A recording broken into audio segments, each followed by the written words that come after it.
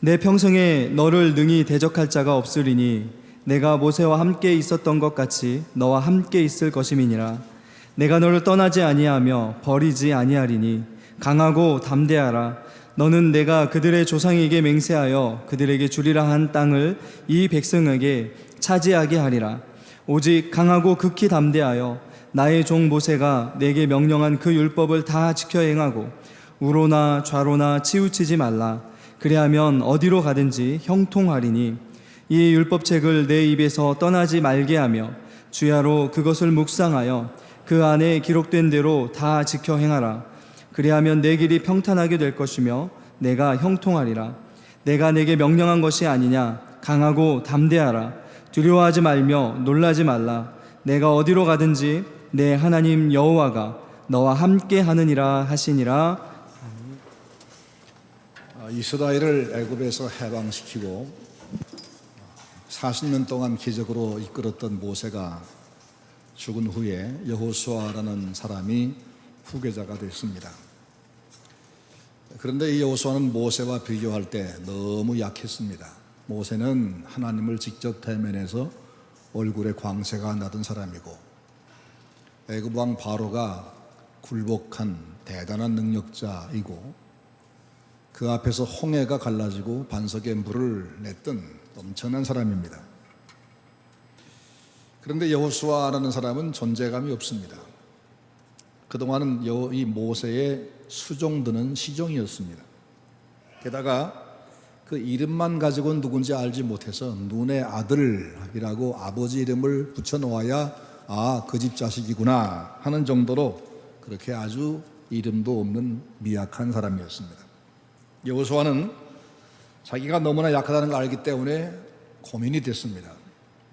저 위대한 모세한테도 자주 당을 지어 반역하던 거친 백성들인데 내가 과연 이 백성을 이끌어갈 수 있겠는가 하는 문제, 또 요단강이 지금 넘실거리고 흘러가는데 배 한 척도 없는데 이 많은 백성을 어떻게 건너게 할 건가, 그리고 건너간다 할지라도 장비가 하나 없는 우리가 저 견고한 성읍 여리고성, 그 많은 그 굉장한 사람들을 어떻게 쳐부수고 그 땅을 차지하겠는가. 정말로 앞이 캄캄했습니다. 그래서 기도밖에 없다 생각하고 하나님 앞에 기도를 했더니 하나님 말씀합니다. 너는 마음을 극히 강하고 담대하게 해라. 그리고 모세가 내게 준 율법을 철저하게 지켜서 행하고 좌로나 우로나 치우치지 말아라. 그러면 내가 모세와 함께 있던 것처럼 너하고도 함께 있어 주어서 내가 형통하게 하리라 하고 말씀했습니다.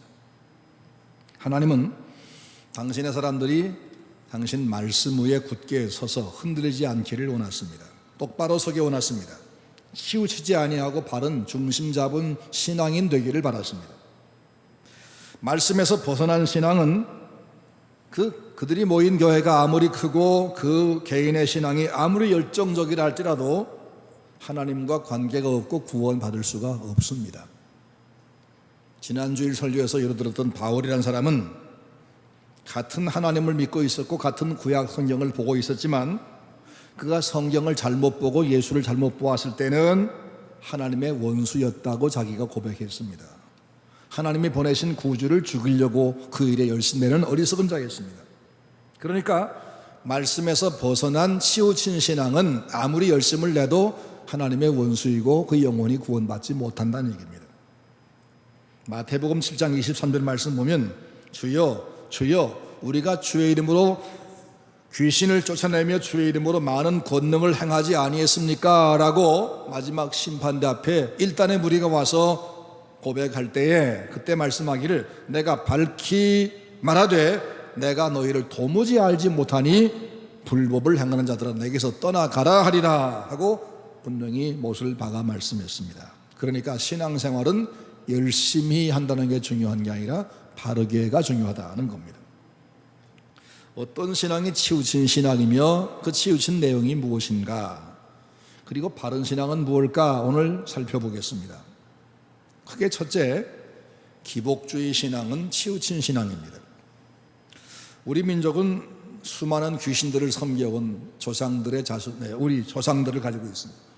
산에 가면 산신령을 섬겼고, 땅에는 토지지신이 있고, 바다 가면 용왕이 있고, 방죽 가면 물귀신이 있고, 부엌에 가면 조왕신이 있고, 화장실 가도 귀신 따로 있는 그런 다신숭배 사상을 가져왔습니다. 그 신들에게 두려움 때문에 섬기지 않을 수 없었고, 그 신에게 뭔가 얻어보려고 백일치성, 천일치성을 드리며 그렇게 정성으로 섬겨왔습니다. 그러던 이 미신숭배 나라에 기독교 복음이 들어왔는데 하나님의 섭리로 100년 만에 1000만 성도라는 엄청난 부흥이 왔습니다. 하지만 이들이 과거에 수많은 귀신을 섬기다가 왔기 때문에 과거에는 작고 허무한 있는지 없는지 모를 귀신을 섬기다가 이제는 크고 전능한 여호와께 돌아오긴 왔지만 그 신앙의 대상을 바꿨지만 무엇을 얻기 위해서 신에게 뭘 바치고 그 신에게 뭘 받아내는 이런 이 신앙의 자세는 바뀌지 않았습니다. 그래서 내가 신이 좋아할 것이 뭔가를 알아서 그 신에게 그걸 바치고 그에 상응한 그보다 큰 것을 내가 받아내리라, 이런 사상이 바로 기복주의 사상입니다. 게다가 교회마다 대형 교회를 지향하다 보니까 말씀에만 충실하기보다는 사람들을 끌어들일 여러 가지 방법을 강구하기 시작합니다. 하나님께서 무엇을 말씀하시고 어떻게 이끌어가라 라고 하는 거기에 관심보다는 사람들이 무엇을 좋아하나 뭘 요구하나 여기에 관심을 갖다 보니까 한국교회가 기복주의적으로 흐르게 된 겁니다. 이 기복주의 신앙이 뭐가 잘못됐을까? 첫째는 신앙이 수단화되었다는 겁니다. 참된 신앙은 하나님에게 내가 뭘 받아내기 위해서가 아니라 이미 내가 받은 은혜가 너무나 커서 감사로 섬기는 겁니다.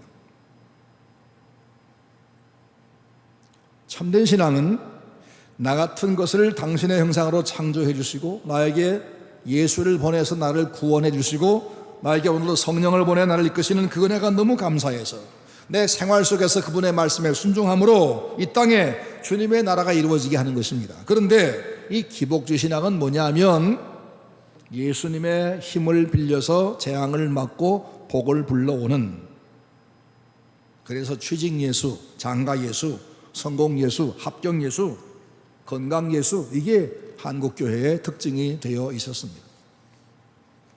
둘째는 기도의 주술화라는 겁니다.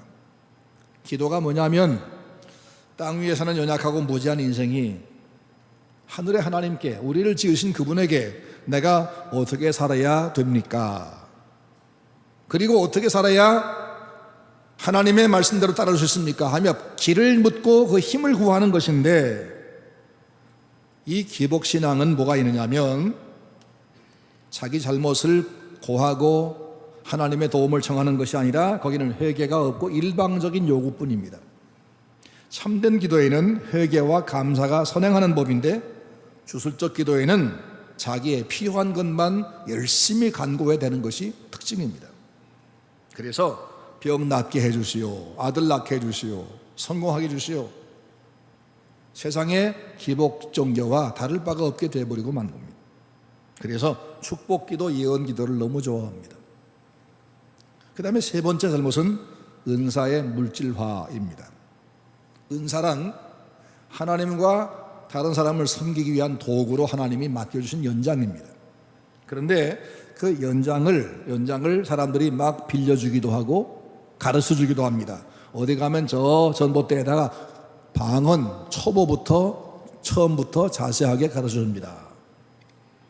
은사는 성경 말씀 보니까 한 성령이 각 사람에게 필요 따라서 나눠주신다고 되어 있지요. 그리고 그것은 자기의 재물 취득이나 자기 권력을 강화하기 위해서 쓰는 게 아니라 다른 사람을 섬기기 위해서 쓰는 도구일 뿐입니다. 은사를 물질화하고 자기 이익의 도구화하는 것은 바로 기복주의의 병폐입니다. 네 번째는 교회의 재단화입니다. 신약의 교회는 구약적인 성전이 아닙니다. 예수님을 믿는 사람이 함께 모이는 장소고 그 모임 자체가 교회입니다. 하나님께 예배하는 목적이 뭐냐면 하나님 앞에 우리가 함께 모여서 한 자녀가 된 우리 모두가 우리 공동의 아버지 앞에 경배하러 우리 함께 모이는 그런 장소일 뿐이지 여기서 우리가 제사 드리는 것은 아닙니다. 예수께서 골고다 십자가에서 우리 대속을 위해서 당신의 생명으로 영단번 십자가의 제물 드린 이후에는 더 이상 제사가 필요 없게 됐습니다.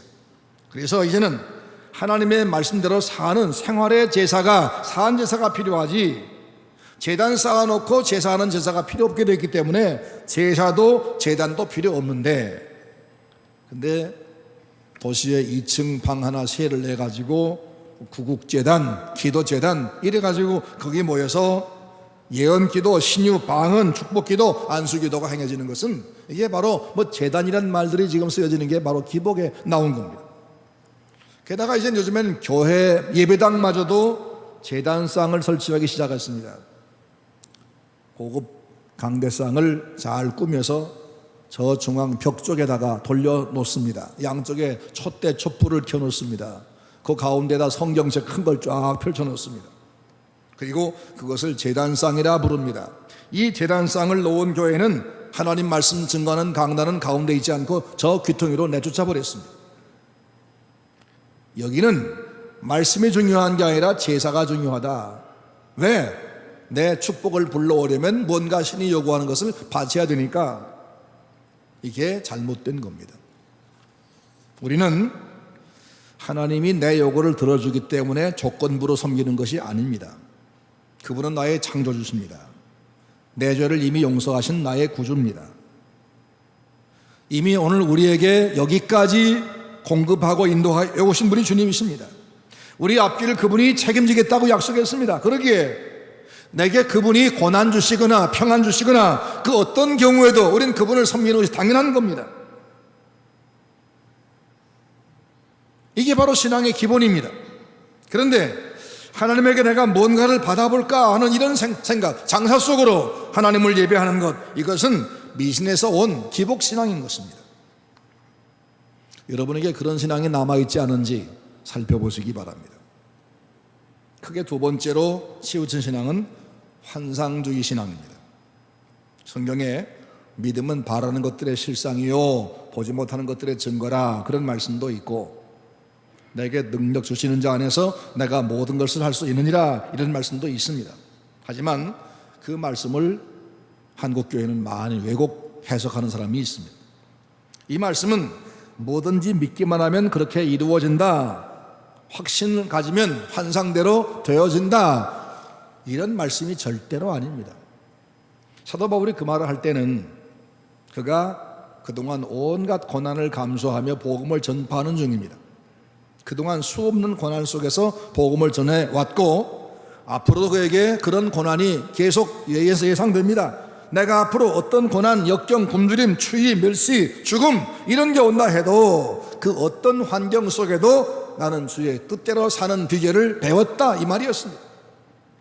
그러니까 내가 소원을 간절하게 가지고 바라고 철석같이 믿으면 그 소망이 꼭 이루어진다, 내게 능력 주신 자에서 내가 뭐든지 할 수 있다, 이런 말이 아닙니다.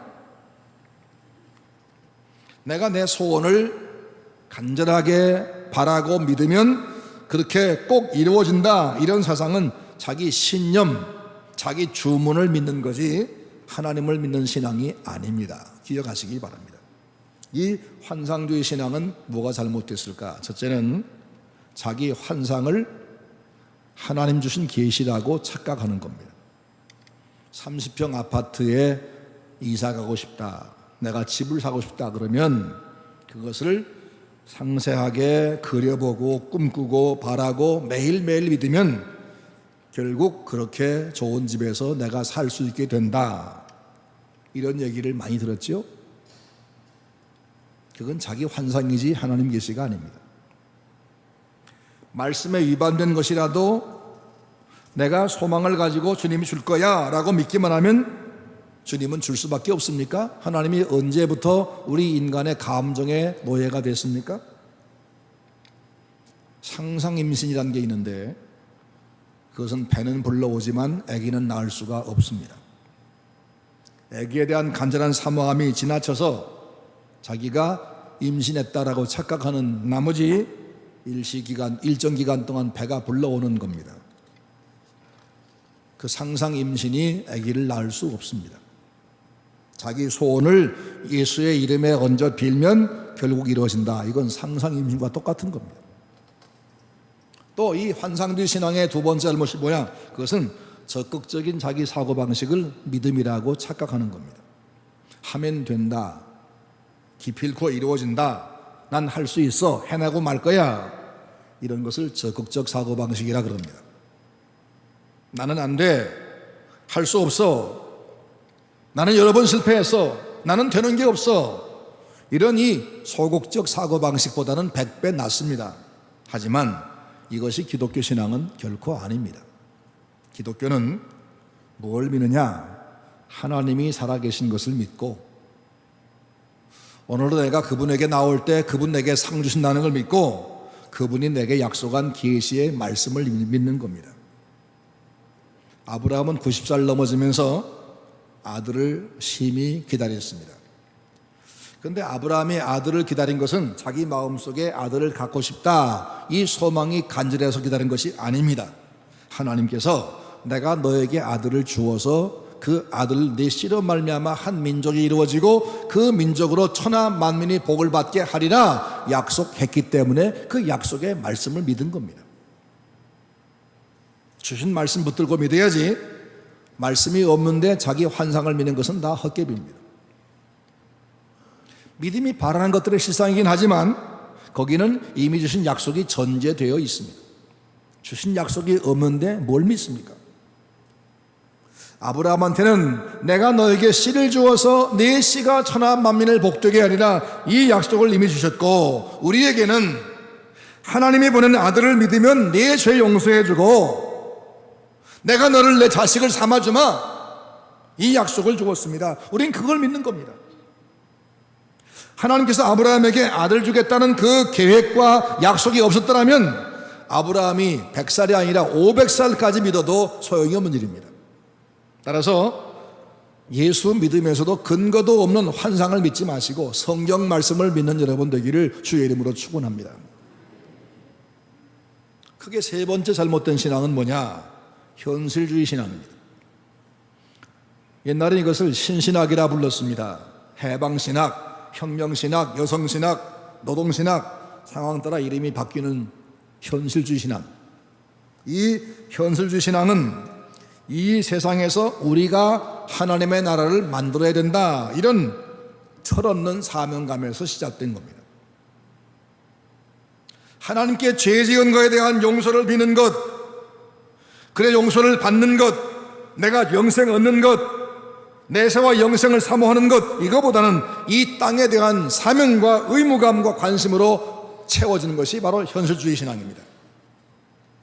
예수 믿는 사람들이 모여서 힘을 모아서 이 땅에 복지세계를 만들어 보자, 바로 그게 하나님 나라가 아니냐, 이런 겁니다.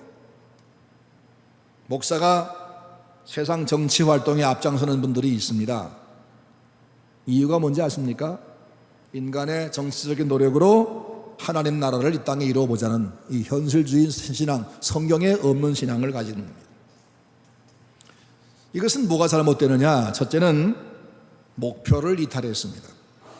히브리 11장 말씀 보니까 신앙의 선진들을 쭉 하나하나 소개하면서 그들의 공통점이 뭐냐면 이 땅 사는 동안에 항상 본향을 사모했다라고 설명합니다.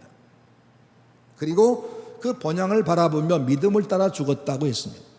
요셉은 애굽에 자기 동족이 살아갈 터전을 다 마련해 주었다가 나중에 죽으면서 그들에게 유언으로 뭘 말했냐면, 하나님이 우리를 여기서 살게 하는 것이 아니라 나중에 꼭 구원해서 저 가나안 땅으로 가게 할 텐데 그때 내 해골도 메고 가달라고 유언했습니다. 가나안이 이스라엘 백성들에게는 희망이었습니다. 그런데 그들이 그렇게 사모하다가 결국 들어간 저 가나안 땅, 그것이 그들의 최종 목적지냐? 아니었습니다.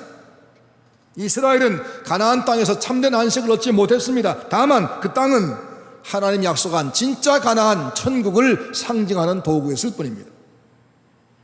히브리 4장 8절 9절 말씀 보니까 만일 여호수아가 저희들에게 안식을 주었더라면, 다시 말하면 여호수아가 영도에 들어간 저 가나안 땅이 진짜 안식의 처소였었더라면 그 후에 다른 날을 말씀하지 아니하셨을 것이라. 그런즉 안식할 때가 하나님 백성에게 남아있다. 우리 모두에게는 우리가 바라는 진정한 목표가 어디냐? 예수께서 요한복음 10장에서 내가 가서 너희를 위해서 거처를 준비하면 다시 와서 데려가마 내가 준비하겠다고 한 천국이지 이 땅이 아니라는 겁니다.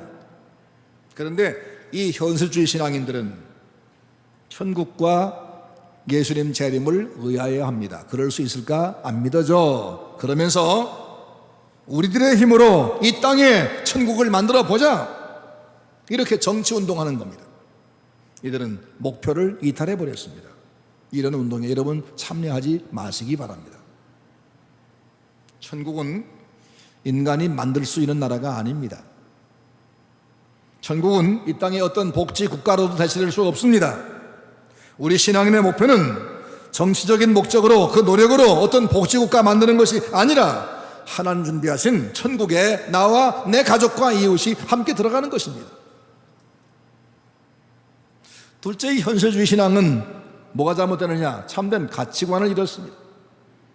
이들은 정의구현을 굉장히 중요하게 생각해서 천주교에도 정의구현 사제단 목사님 중에도 그런 사람들이 있습니다.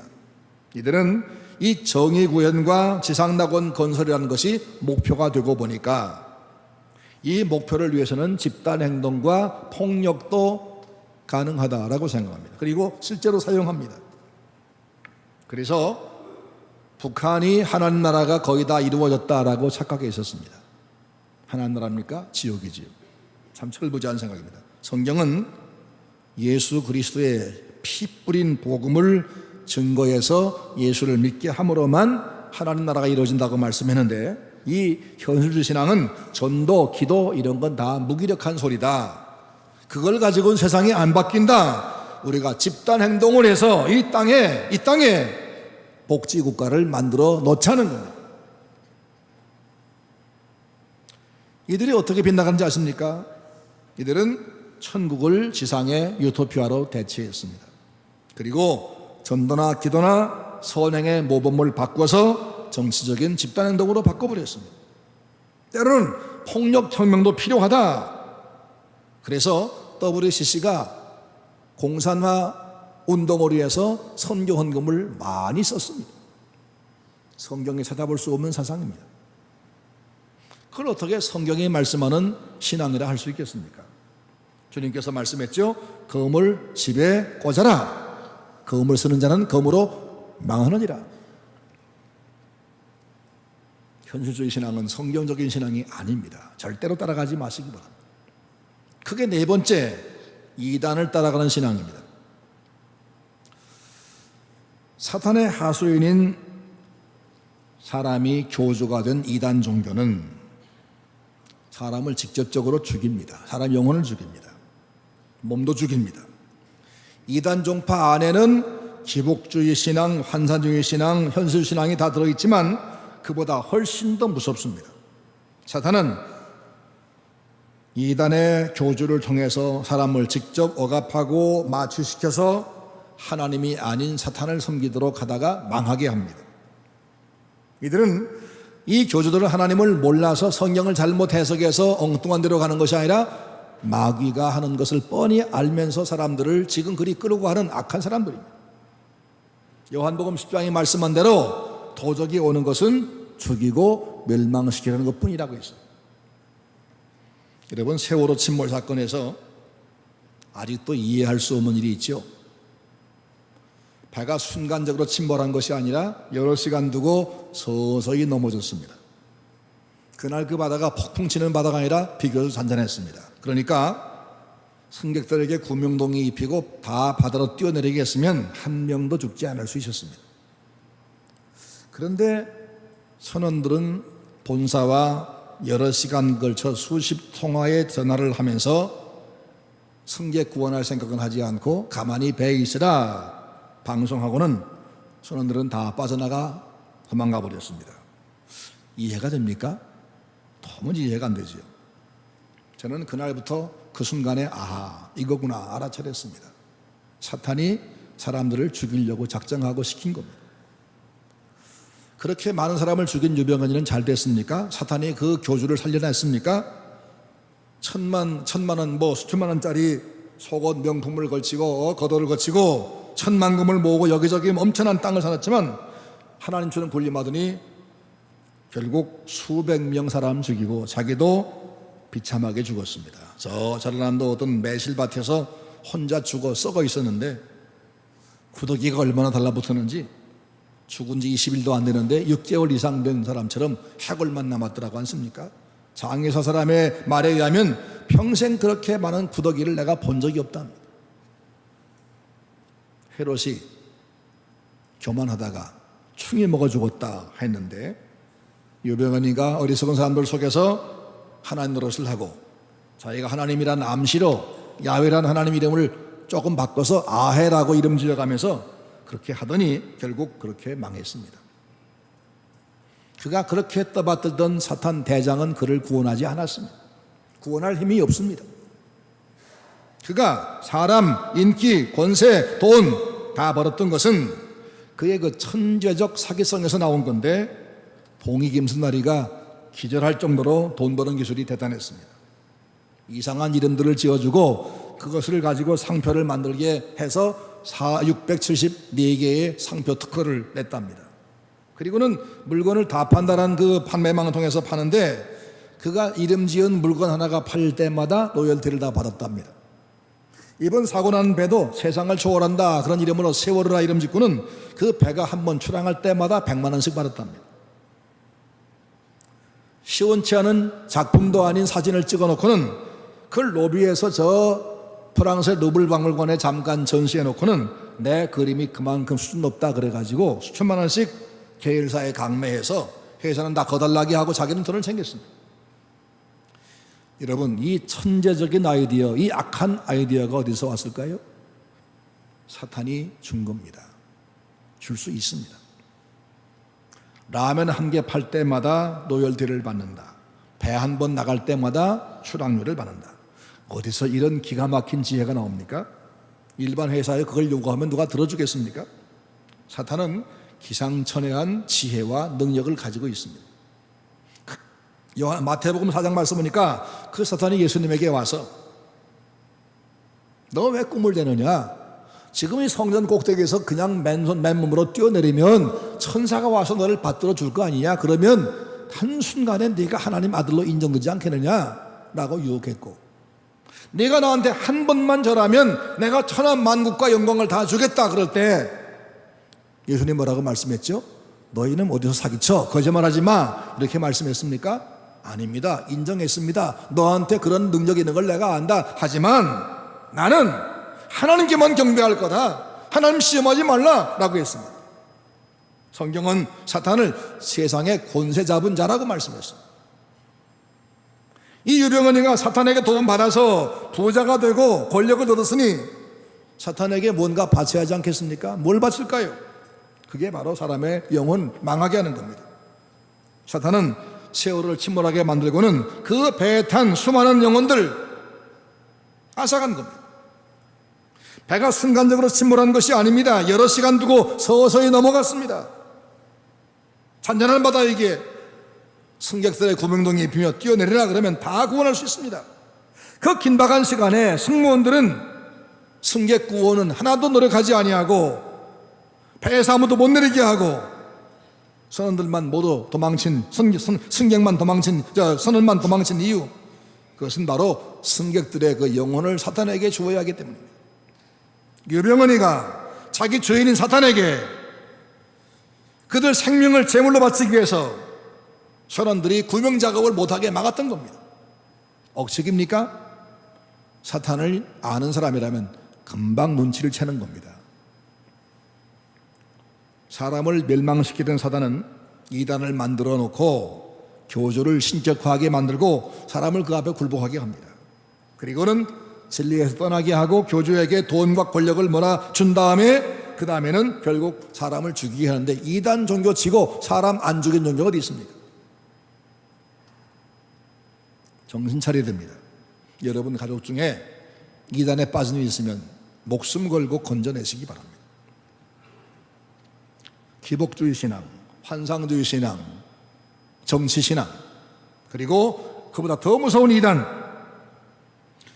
이들이 비록 성경을 가지고 설교합니다. 십자가 세우고 예배당 지었습니다. 하지만 실상은 신앙이 아닙니다. 사탄의 사람들입니다. 요한계시록 2장 9절 말씀 보니까 내가 네 환난과 궁핍을 알고 자칭 유대인이라는 자들의 회방도 아는데 실상은 그들이 유대인이 아니고 사탄의 모임이다 라고 말씀했습니다. 지금 이 땅에도 교회의 모양은 하고 있지만 말씀에서 떠나버린 사탄의 모임들이 있을 수 있다고 말입니다. 그러므로 이제는 말씀의 중심 잡는 것에 관심을 가지시기 바랍니다. 성경이 뭘 말씀하느냐? 내가 믿을 것이 뭐냐? 치우치지 말고 말씀을 연구하고 말씀 제대로 듣고 말씀 따라가는 그런 진정한 신앙생활을 여러분 하시기를 주의 이름으로 축원합니다. 심판날 주님 앞에 가서 제가 어느 교회에서 얼마만큼 내가 충성한지를 아시지 않습니까? 라고 하시면 여러분 말하면 주님 말씀하기를 난 너를 도무지 모른다. 나 그런 교회도 몰라. 내게서 떠나가라. 그러시면 어떻게 하겠습니까? 불쌍한 신자 되지 않도록 정신 차려서 말씀에 굳게 서는 여러분 되기를 주의 이름으로 축원합니다. 그러면 치우치지 않은 참신앙은 뭐냐? 첫째는 이미 이루어진 객관적인 사실을 믿습니다. 하나님이 나를 당신의 형상으로 창조하신 것을 믿고 내가 하나님의 명령을 어김으로써 죄인 되어서 내가 죄악 덩어리라는 사실, 내가 원하는 바 선은 행하지 못하고 원치 않은 악으로 계속 끌려가는 그런 존재라는 사실, 이걸 믿습니다. 이걸 인정하지 않으면 예수님 은혜에 의지하지 않고 자기 공로, 자기 노력, 자기 선행을 자랑하게 되어 있습니다. 그 교만은 결국 패망입니다. 또 이 죄에 빠진 망할 나를 구원하기 위해서 하나님이 구주를 보내겠다 약속하신 성경의 약속을 믿는 겁니다. 그리고 성경은 우리를 지으신 하나님께서 내가 어떻게 살아야 바르게 사는지, 어떻게 살아야 구원받는지 그걸 알려주기 위해서 우리에게 인생 사용 설명서로 주신 말씀이다. 이 하나님의 말씀을 믿습니다. 여러분, 성경 말씀은 1.1획도 오류가 없는 하나님의 말씀입니다. 아무리 유명한 목사님이 설교를 해도 성경 말씀대로 설교하지 않으면 잘못된 겁니다. 거기 따라가면 안 됩니다. 말씀만을 중시하시기 바랍니다. 게다가 나 같은 멸망한 죄인을 위해서 하나님의 아들이 이 땅에 오셔서 십자가에 이미 죽어주셨다. 내 죄값을 치르셨다. 이걸 믿습니다. 그리고 이 세상은 영원하지 않고 끝날이 있으며 그날 주님이 심판하러 오시며 그날 주님 재림하시며 그때 우리 믿는 성도가 부활하여 주님과 함께 영생에 들어간다. 우린 주님의 재림과 영생을 믿습니다. 이렇게 객관적인 사실만 믿는 것이 아니라 그 객관적 사실이 나에게 주관적 사건 된 것을 믿습니다. 다시 말하면 내가 예수를 내 구주로 믿음으로 내가 구원받았음을 믿습니다. 내가 하나님 자녀가 되었음을 믿습니다. 주의 성령이 내 안에 오심을 믿습니다. 내가 예수님 믿음으로 하나님 자녀가 되었음을 믿습니다. 내 이름이 하늘나라 기록된 걸 믿습니다. 내 안에 성령이 오셔서 나를 이끌어 가심을 믿습니다. 그래서 이제는 내가 내 마음대로 사는 것이 아니라 내 안에 계신 성령께 물으면서 성령과 함께 살아야 된다는 걸 우리는 그걸 믿습니다. 그리고 내 안에 와 계신 성령이 나를 주관하기 때문에 내게 닥쳐오는 일들이 때로는 괴로운 일, 슬픈 일, 실패 같은 일도 올 수 있지만 그거 모든 걸 성령이 다 조화를 시켜서 나에게 결국은 유익하게 만드신다. 이걸 믿습니다. 그렇기 때문에 어려움 당해도 낙심하지 않습니다. 실패해도 좌절하지 않습니다. 주님 바라보고 바로 섭니다. 이렇게 객관적으로 하나님이 이루어주신 사실과 주관적으로 내 안에 이루어진 이 사실을 믿는, 그리고 감사함으로 이 은혜 주신 그분을 따라가는 것, 이게 바로 바른 신앙입니다. 이런 바른 신앙 가진 사람은 세상이 어디로 흘러가도 중심을 잡습니다. 유행 따르지 않습니다. 담대하고 용기 있게 하나님의 말씀을 자기 길을 삼아갑니다. 주의 말씀은 내 발의 등이요 내 길의 빛입니다 라고 말씀 따라갑니다. 그리고 과격하지도 않고 비굴하지도 않고 낙심하지도 않고 하나님의 말씀을 따르며 묵묵히 한 걸음 한 걸음 주님 따라갑니다. 그러면서 주 안에서 모든 것을 믿고 모든 것을 바라고 모든 걸 견디며 승리의 신앙의 생활을 해나갑니다. 이런 바른 신앙을 가진 사람 하나님이 그를 높이 쓰십니다. 이런 바른 신앙 가진 교회 하나님이 기뻐하시고 세상의 등대를 삼으십니다. 이런 바른 신앙 가진 교회 때문에 한국교회가 회복될 수 있습니다. 우리 서문교회가 그런 교회가 되지 않겠습니까? 이제 우리가 하나님 말씀 누가 뭐래도 교회 성장이 중요하지 않습니다. 성장해야 되지만 전도해야 되지만 그게 목표가 아닙니다. 우리 하나하나가 말씀 위에 바로 서는 겁니다. 비록 여호수아가 나약한 사람이었지만 그가 말씀에 바로 서면 치우치지 아니하면 내가 너와 함께해서 너를 내가 지금 두려워하는 그 일을 다 하게 하겠다라고 말씀했습니다. 하나님께서 우리 교회 여러분 모두와 함께 하셔서 여러분 평생에 하나님의 지혜와 능력으로 사시는 성도가 되기를 주의 이름으로 축원합니다. 치우치지 아니한 신앙으로 신앙생활에서 하나님 사랑을 받고 하나님 사명을 완수할 수 있는 능력의 성도가 되시기를 원합니다.